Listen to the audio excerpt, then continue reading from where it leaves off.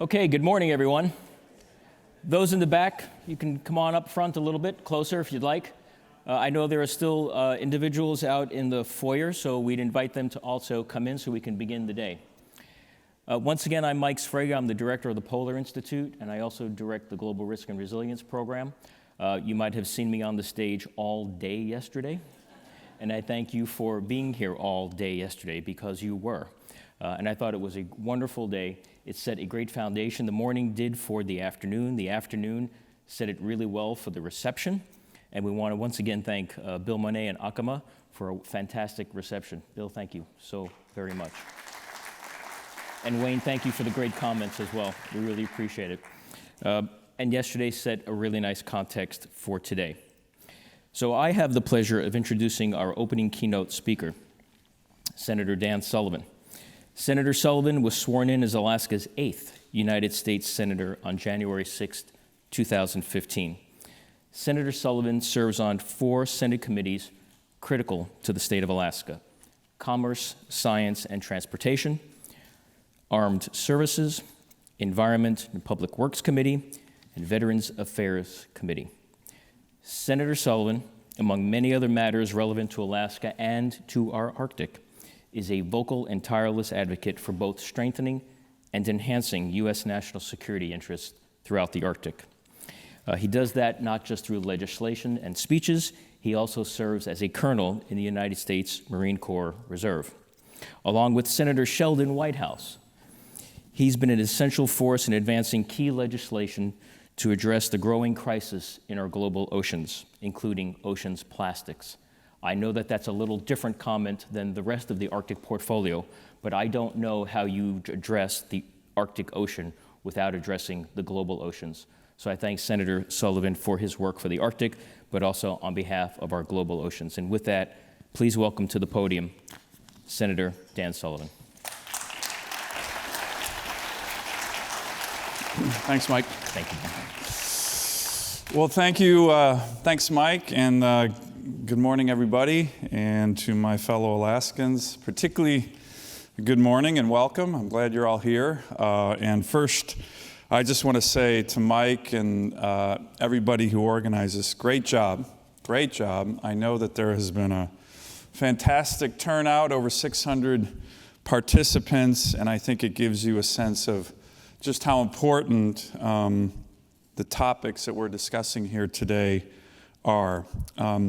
I'm going to give you just a quick overview from kind of the perspective of where I've been working on many of the Arctic issues, and then would love to sit down and have a discussion and get your views and get your thoughts and get your ideas. That's kind of how I see we're making progress on this. I'm going to talk a little bit of the perspective more from a national security standpoint of what's happening in the Arctic, but I think there's 3 noteworthy trends, and I think many people in the audience here, the Alaskans in particular, but just beyond that, have been helping to drive the trends. First, on military and national security policy in this region of the world, you'll see a theme of mine. This has clearly been driven by the Congress, not by the Pentagon. And one of my frustrations has been the Pentagon is kind of one of the last organizations in Washington, D.C. to recognize the strategic importance. It's changing. Some of the admirals and generals and service secretaries are starting to get it, but mostly it's been us driving them. And that happens occasionally. Sometimes the Pentagon is way ahead on issues of national security, if you look at the history of our country. Other times it's the Congress that drives the military, and that's a key component of America's civilian control of the military and oversight, and it's important. And in this case, we've been driving it, not them.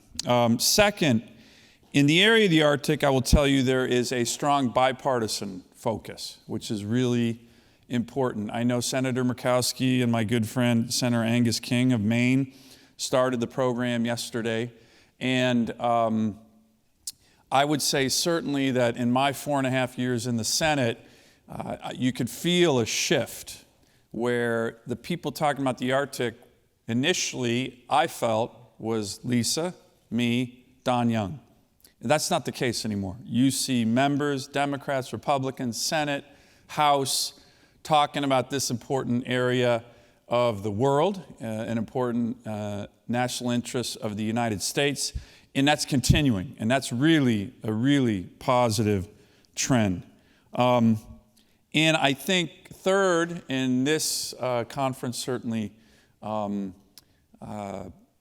is a good demonstration of this, is there is growing interest in the Arctic from different federal agencies. I'm going to briefly mention the speech that Secretary Pompeo gave at the Arctic Council in Finland, but I just think that's a pretty robust speech. I happen to like it quite a lot, but it just shows, the Secretary of State is out there, other agencies, Commerce, NOAA, and I think that those trend lines with regard to the importance of this part of the world are very, very important. I like to show this next slide if we have. I give this to the generals and the admirals in the Pentagon. This is literally just in the last 3 or 4 months. 60 Minutes did a piece. I mean, it seems like everybody, this is just a sampling of national security Arctic headlines in the last 3 or 4 months. I show this to senior leadership in the Pentagon saying, yo, guys, wake up, right? The whole world seems to know what's happening, that this is important, and you guys need to get with the program. So this is something, though, that I think is positive. So when I'm asked, okay, what's at stake? What's at stake in this region of the world for America, for our allies? I like to kind of define it in a number of ways. Why is there growing interest? First, there's natural resources. And I think you guys have all talked about that on this in this panel. But if you look at what the U.S. Geological Survey says with regard to natural gas or oil or minerals, this is still one of the most important areas of the world, which is why it's driving, the attention of other countries. The Chinese have certainly, given a lot of attention lately to the Arctic. I think it's driven by the national resource element. Second, and I know, again, there's been a lot of discussion here, a lot of discussion in the Congress with regard to the receding sea ice, the transportation routes that are opening up through this critical area of the world. Vladimir Putin has called the Arctic the new Suez Canal that Russia intends to fully control. And I think in some ways he's onto something, with the exception of the Russia controlling part. But it is a new sea route that is opening that's going to be increasingly important. Third, the strategic location.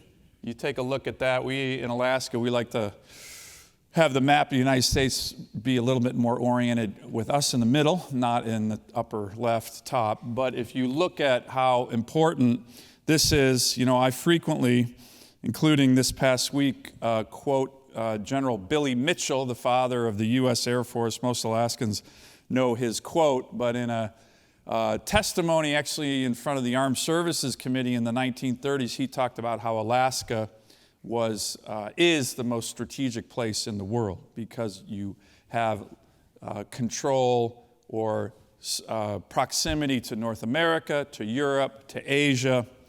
Whenever I said that, my good friend John McCain used to remind me that Billy Mitchell got court-martialed, which is true.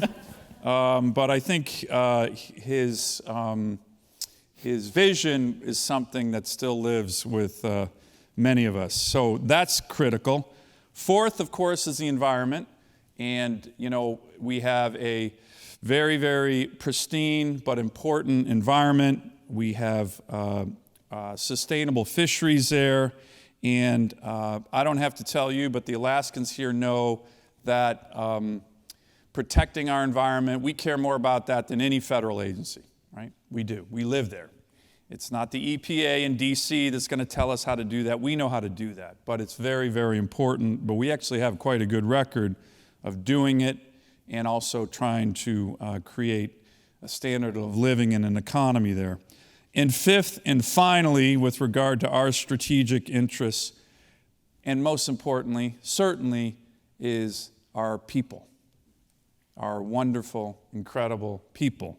whether it's the incredible Alaska Native people who have been living in this part of the world for thousands of years, or others. But this is something that it goes without saying, but sometimes it needs to be reminded. I won't name the name, but early in my Senate career, I had a 4-star military officer in my office, literally as I was pressing this, one of these clueless Pentagon guys, and he said, well, you know, Senator, there's nobody up there. Yeah, literally. That was a quote in my office. I almost threw him out of my office. But I said, well, actually, there's people up there, and they happen to be my constituents. And there's a lot of them. So that's really, really important. And again, it goes to this kind of tone deafness that I've seen that's changing in the Department of Defense. So when we look at challenges, and this is a little kind of inside baseball, but I wanted to kind of just talk a little bit about this, particularly for the Alaskans, but others. You know, you had Senator Murkowski here, Senator King yesterday, and Senator Murkowski and I we do this formally sometimes, we do this informally sometimes, but, you know, she and I work very closely together in the Senate, and we kind of tag team issues. And we actually, when I first got elected 4.5 years ago, we actually tag team even committees, right? So she's on really, really good committees, particularly for Alaska. You know, she's chairman of Energy and Natural Resources, Indian Affairs, Appropriations, and health, education, labor, and pensions. When I got in, we sat down and said, all right, where should I be focused, right, in terms of what's going to help Alaska? We are not, some senators, particularly if they're from different parties, they double up on committees. Not a good use of people's time from our perspective. So I sat down with her and said, all right, what do we need for us, Alaska? What are the other good committees? So literally we put our list together, she and I did: Commerce, Armed Services, Veterans, and Environment and Public Works. Those are really good committees. I had a bit of a problem at the time. I was ranked number 100 out of 100, and I didn't know how you actually do this in terms of get on good committees. So I just went to Mitch McConnell and said, hey, Mitch, I'm new. You know, I'm 100 out of 100, so I'm not sure I got really good ranking here to get these good committees, but I was part of the group that made you majority leader, so you got to remember that. Ends up I got those committees, and those are really good committees. Such good committees that literally when my committees came out and people looked at Lisa's and people looked at mine, there was a little bit of grumbling in the Senate, like, how do these Alaskans do this every single time? This guy was 100 out of 100, right? And so, but I mention that because even on the Arctic, that's kind of been, not formally, but I think given her committees and probably what she talked about yesterday, you know, the relationships, the Arctic Council, the resources, the economy. Certainly I'm focused on a lot of those issues, but I've taken more of the track, particularly being on armed services, veterans, is on the national security and military aspects. And I think that that's an important kind of way to look at this so it's holistic, the way she and I are approaching it with regard to the Arctic. So in terms of what's at stake, I would first say on the defense side, one of the things that kind of surprised me when I got here in 2015 is I had in hearings and in meetings with the previous Secretary of Defense, Ash Carter, under President Obama, there wasn't much of a strategy. As a matter of fact, in a hearing with the Secretary, I held up the DoD strategy, which at the time was, I think, 13 pages, 7 of which were pictures, and Russia was mentioned once in a footnote. And I literally said, Mr. Secretary, with all due respect, this is not a serious strategy. And I think he acknowledged it. So the first thing we did in the NDAA, the Defense Authorization Bill, in 2015 and 2016, I wrote a whole section saying the Pentagon needs to put together a serious strategy. None of this picture stuff. Serious military strategy. And we laid out what we wanted in the strategy. So they produced that. End of the Obama administration, beginning of the Trump administration. And there's a classified version and there's an unclassed version, and they're updating it. It's not great, but it's still a pretty good strategy. And if it's a heck of a lot better than the color book picture strategy that we had initially. The second area that we've been focused on and continue to focus on, and I think we have a very, very long way to go, is on infrastructure. And I'll tell you a little story on this. A couple years ago in the NDAA, again, I put a provision in there saying that the Secretary of Defense and the Secretary of Homeland Security need to look at and evaluate, according to these criteria, the need for a, quote, strategic Arctic port. It's a new concept. Pentagon didn't like it. It was a new concept. We liked it. But it gave them discretion to look at this and say, do we need this? Is this something that would be important for our national security? So that became law, and these federal agencies looked at it, and they came back to the Congress and essentially said, nope, we don't think we need that. Okay. So this year, I wrote a provision that the Pentagon opposed, but it's in the bill right now, it's in the Senate passed bill, that mandates that the Secretary of Defense designate a strategic Arctic port for America. And it lays out all the criteria, but it doesn't give him any discretion. It tells him to do it.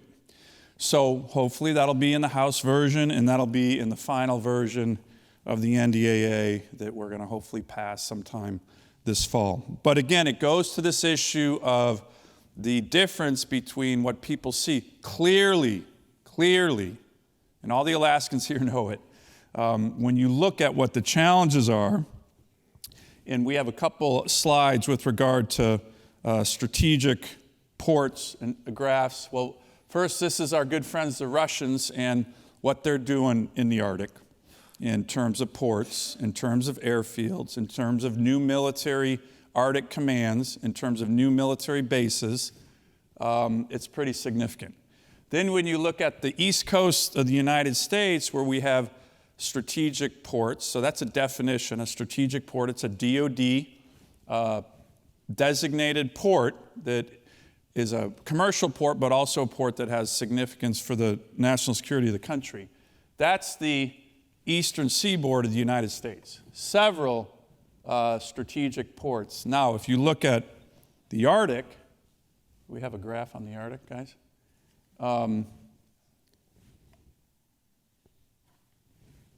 Well, let me just put it this way. We really don't have any coverage. The closest strategic Arctic port to the Arctic area is the Port of Anchorage. And, oh, there we go. Sorry, on the right. Thank you.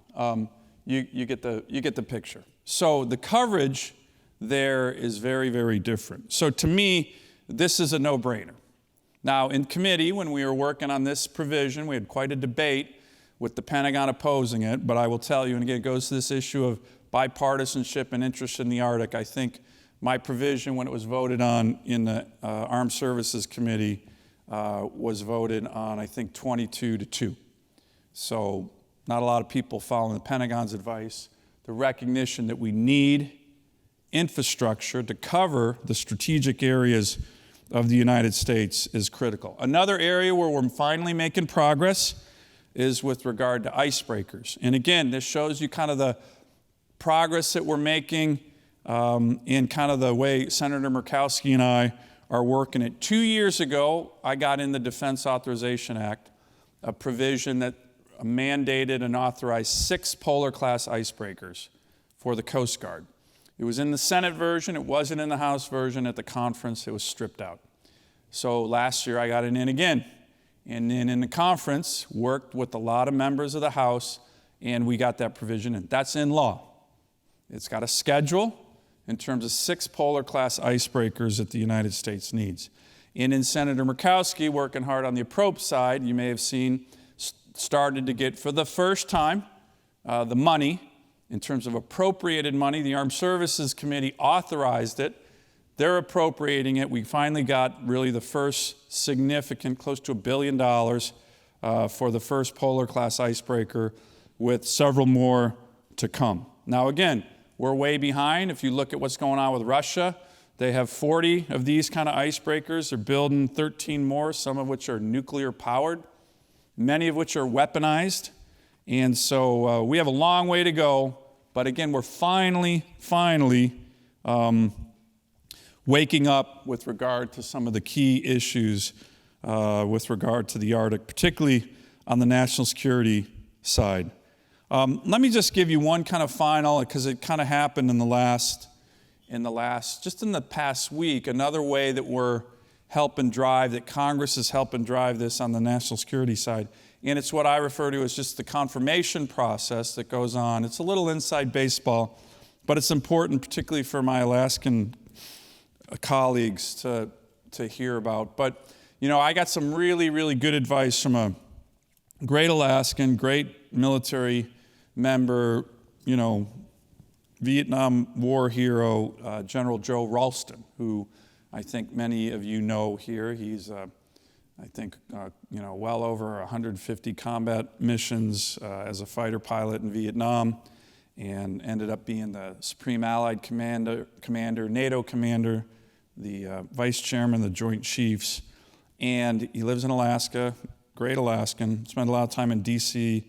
as well. But General Ralston said to me, and he was commander of Alaska Command, where I think a lot of military, when they come up to Alaska, they realize, like, whoa, look at how important this place is.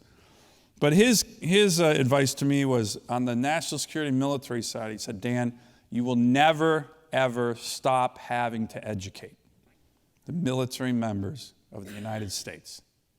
It's just going to be, whether you're a one-term senator or more than that, it is a constant, because the generals and admirals cycle through, some of whom get it, some of whom understand these issues, many of whom don't.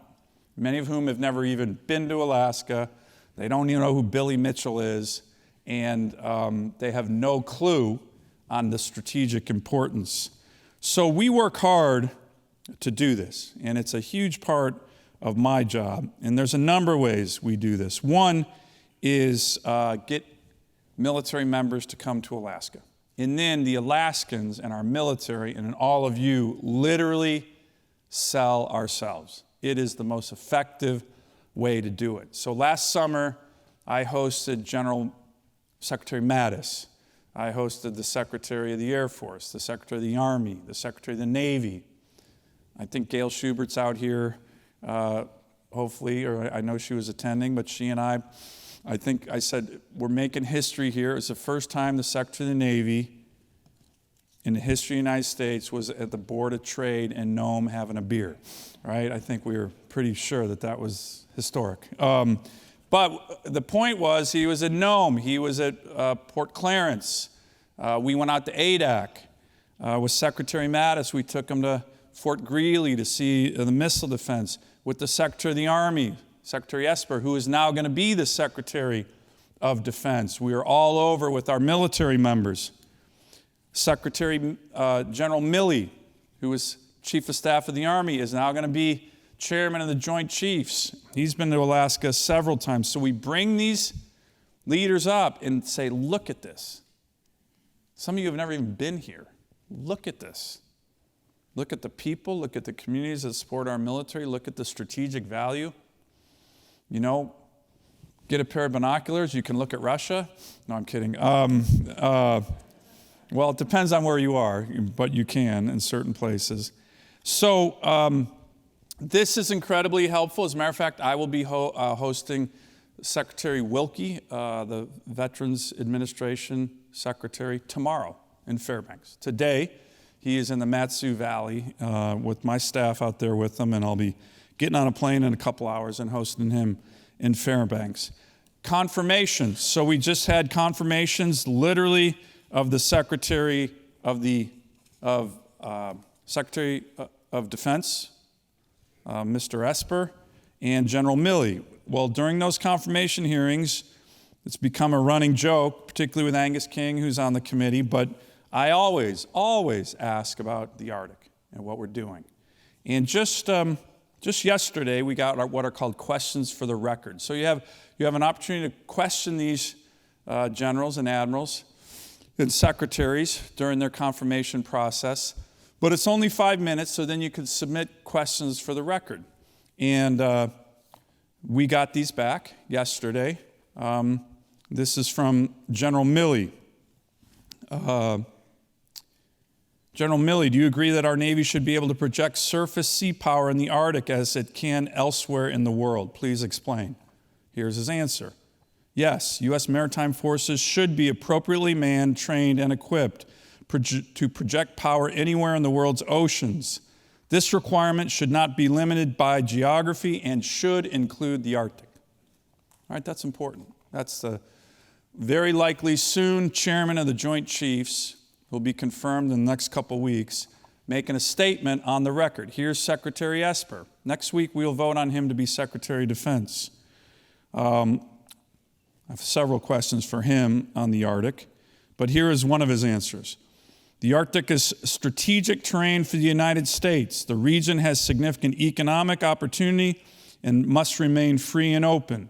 It is also growing more complicated as strategic competitors, Russia and increasingly China, seek to enhance their position in the region. It is critical that the Arctic remain a secure and stable region where U.S. national interests are safeguarded, the U.S. homeland is defended, and nations work together to address challenges. So that's the answer we just got yesterday from the new incoming Secretary of Defense. So this is the way we press these issues, get them on the record, and help educate them.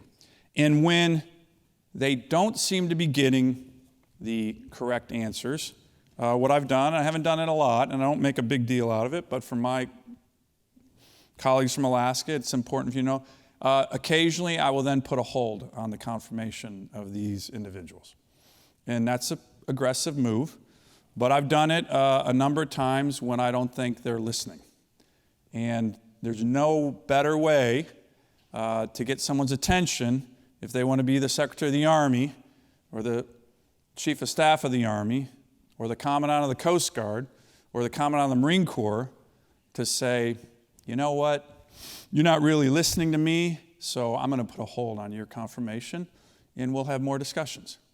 So I've done that. Matter of fact, I did that with General Milley when he was up to be Chief of Staff of the Army. I did it with Secretary Fanning when he was up to be Secretary of the Army. You might remember, the Alaskans here certainly do, the Obama administration was in 2015 cutting an additional 50,000 U.S. Army troops. I mean, it's unbelievable that we were doing that just a couple of years ago. But one of those 50,000 was the 5,000-man brigade, air combat brigade, the 425, based out of Anchorage. Well, I thought this was completely strategically misguided for America. The only airborne brigade combat team in the entire Asia Pacific, the only Arctic trained, and they were going to get rid of them. So put a hold on these gentlemen for a number of weeks to get their attention, to educate them, and they reversed that decision. Commandant of the Coast Guard, we're doing a big recapitalization of the Coast Guard, but the Coast Guard's plan, which I chair that subcommittee, but the Coast Guard's plan was actually move ships out of Alaska, not increase the number of ships in Alaska, despite the recapitalization. So I put a hold on the Commandant of the Coast Guard's confirmation. And we had many discussions, and now we're increasing ships to Alaska. And just recently, it was a little awkward for me as a colonel in the Marine Corps, but I put a hold on the Commandant of the Marine Corps' confirmation. The previous Commandant and the Secretary of the Navy were moving in a direction with regard to the Arctic and potential additional deployments of Marines to Alaska and other Arctic regions in a very positive way, and I wasn't sure that the incoming Commandant understood that. So I put a hold on him, got him up to Alaska for 3 days, traveled all over, had a couple more meetings with him, and then I felt confident that he did understand it. So I lifted the hold. So these are the other ways that we're able to ensure that our military leadership is understanding areas that a lot of times they do not have a background in. And it's part of our job to make sure they do. But I will end on this positive note. You saw Secretary Pompeo give a very strong speech on the Arctic at the Arctic Council in Finland recently. The Secretary of the Navy, Secretary Spencer, is a huge advocate, is already talking about doing freedom of navigation operations or innocent passage, depending on what they're going to call, up through the Arctic this summer with likely a couple destroyers making port calls, we hope. In Alaska, we're looking at the possibility of having Marine Corps amphibious invasion, large-scale amphibious invasion exercises up in Alaska.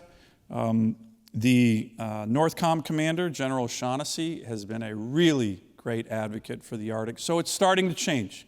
But our work, I think, in some ways is never done because these gentlemen will retire out at some point, and then we'll be educating a new crop of national security officials. But we're making progress. So, and the other reason we're making progress is because of conferences like this. So, Mike, I want to thank you again for the great work you and everybody else have done, and appreciate the interest and look forward to taking your questions or comments. Thank you very much. Thank you. Please. Thank you, Senator. So I know you have to run to the back to the Hill, so I want to be cognizant of time. No, we're good. So I think what I'd like to do is ask one question and then maybe queue up one question at each microphone, and it's a question, not a statement, because we just have very little time, and I tried to keep us on time yesterday, and we sort of made it. But we'll do that. But let me ask you this one question. You were a little, perhaps appropriately, rough on the Pentagon. Wanting to get their attention, and you showed us ways in which you've been able to lead and get that attention. But who are your natural allies in this, within Congress? Who helps you at the Pentagon? Who helps you to raise the narrative in other federal agencies about the importance of the Arctic, so it's not just Dan Sullivan, Lisa Murkowski, and Don Young, and Angus King?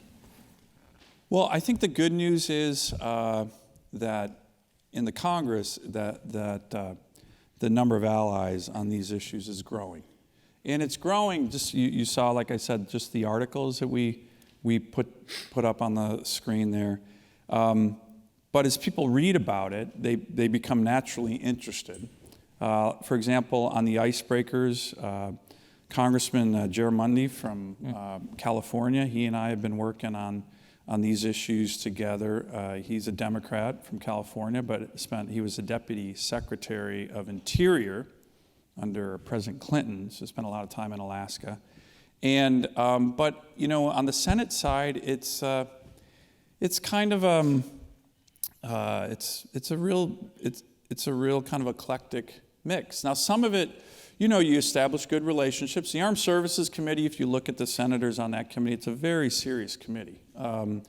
And it's not very partisan, it's quite bipartisan. You know, one of my kind of, not frustrations, but, you know, you always hear, oh gosh, it's so partisan, nobody likes each other, nobody hangs out. I mean,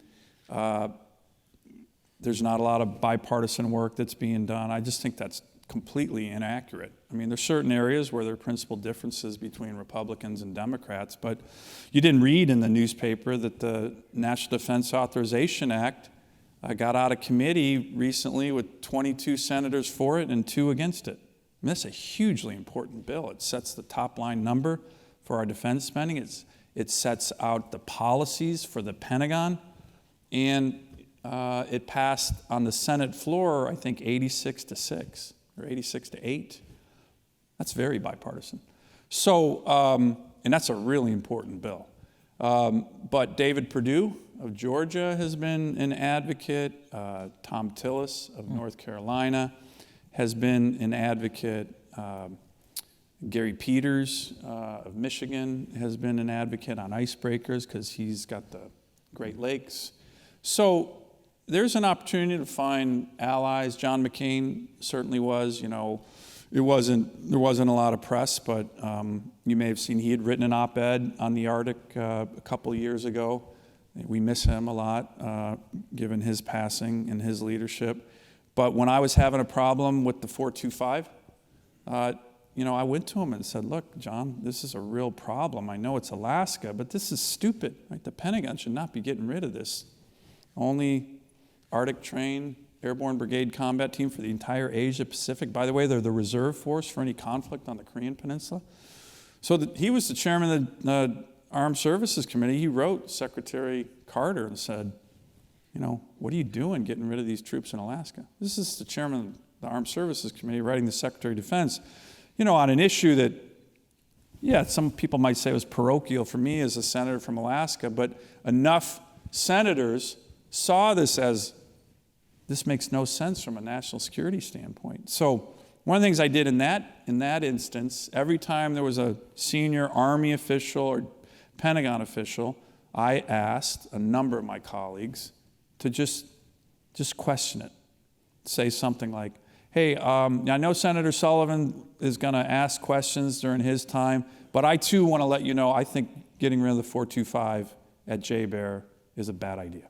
It takes 25 seconds for a colleague to do that, and trust me, I lined up a bunch of them so the Army would come to these Armed Services Committee and get nailed by 5 senators, and Democrats and Republicans. So to me, that's how you work it.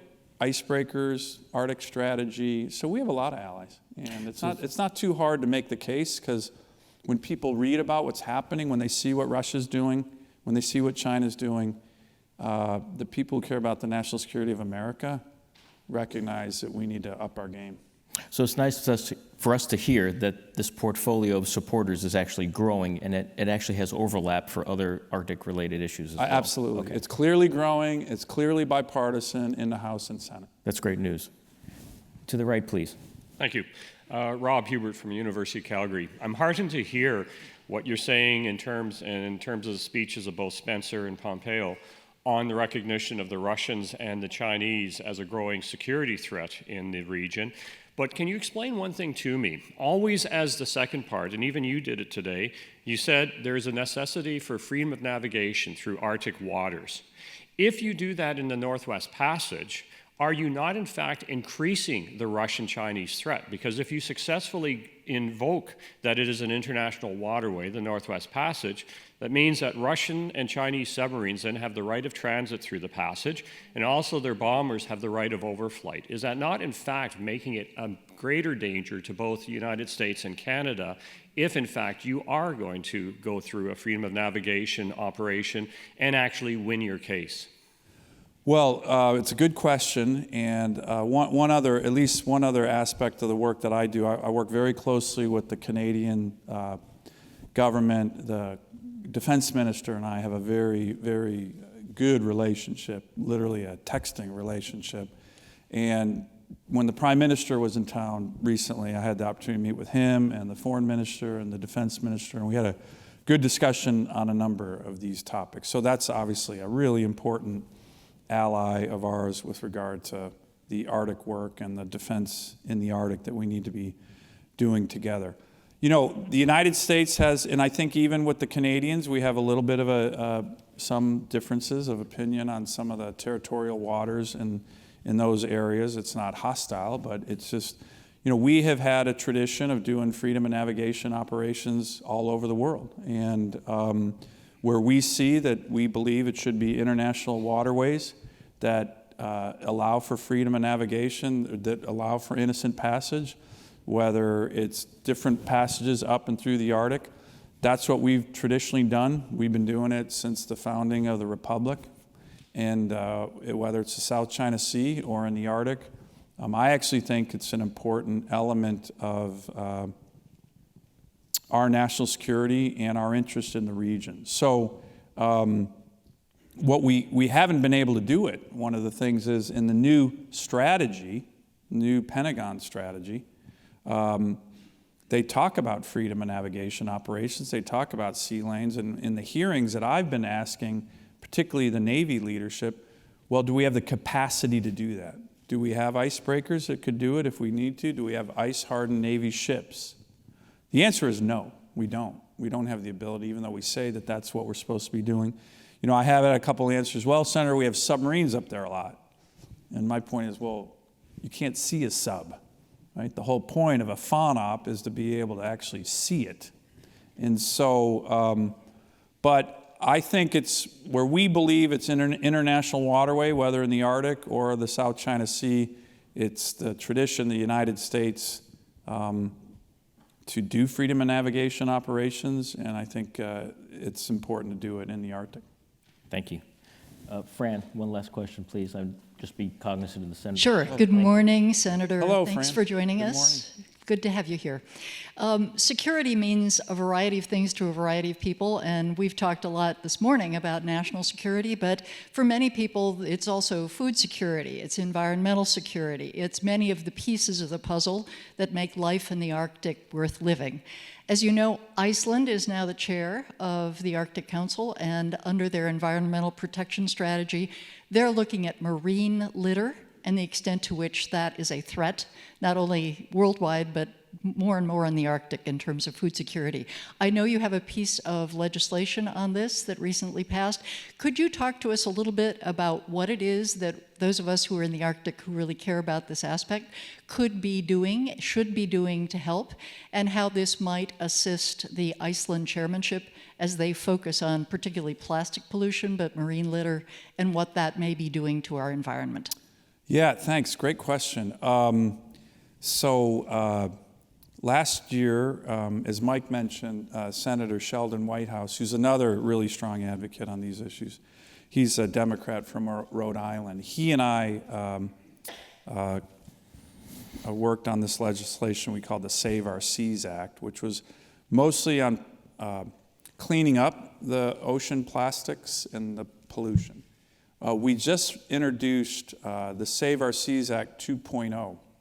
And this is it's a very significant bill. It's quite comprehensive. We think it has a enormous potential to really spur a not only U.S. effort, but international effort, as you are highlighting, to really get on this challenge. And I have a lot of optimism on this. So does he, for a number of reasons.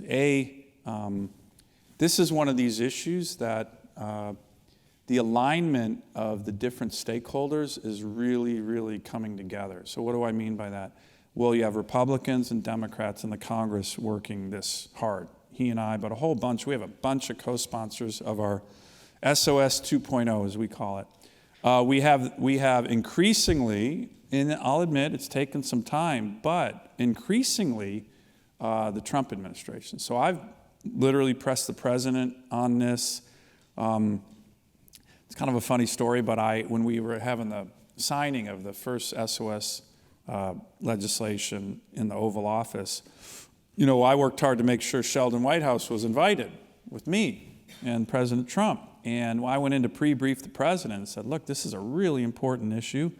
It's actually an area where your administration is doing a lot of work. A lot of people don't know that, for example, the USMCA, the new NAFTA that we're debating right now, hopefully going to move, has a whole section on ocean debris and plastics. And so it's in our trade agreements. And so I've worked with the U.S. Trade Rep, I've worked with Secretary Pompeo, but importantly, worked with the president. And he got so excited that this was just going to be one of these, kind of closed Oval Office signings with a couple senators, and my wife Julie happened to be in town, so she was there with us. And the president was so excited about it, he, spur of the moment, invited all this press in.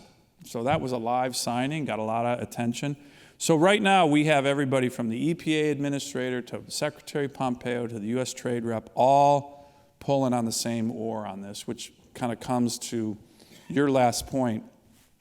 We have been encouraging and working with other countries. As a matter of fact, Sheldon Whitehouse and I just yesterday met with Norway's special representative on the oceans. They're going to be doing a huge conference in October in Norway, and we were kind of coordinating how we can do this at the G20, in the Arctic Council, APEC.